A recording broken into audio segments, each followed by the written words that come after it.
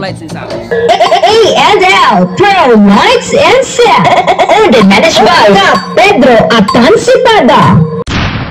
Hello, what's up guys? Chumasoy TV is here na naman! At alam nyo bang since 2018 ko pa narinig ang pangalan ng sound system na ito? At ngayon ko lang nasaksihan sa personal.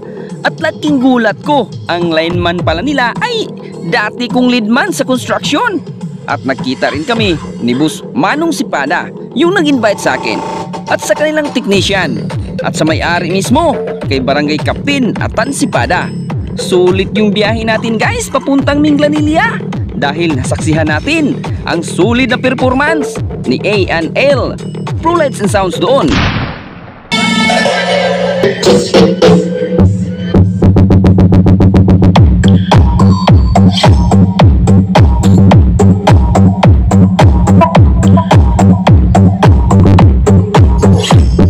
Buo ang bass sa gitna, sa gilid, walang mintis. Kahit naka-low voltage lang ang supply doon sa lugar, siguradong malilimutan mo talaga ang iyong problema kung marinig mo si A&L Pro Lights and Sounds.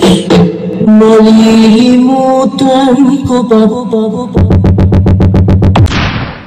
At itong si A&L Pro Lights and Sounds ay gumamit ng 2 kilowatts for subs and P audio for mid-high. Pakinggan nga natin yung mid-high quality nila.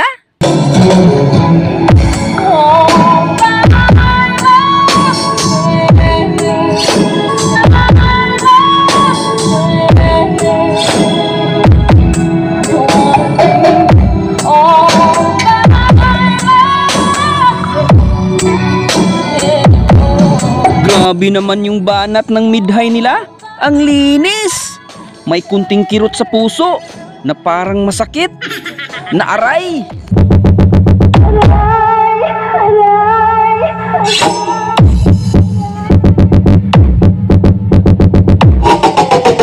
Enjoy lang tayo guys at huwag kalimutan. Luhi.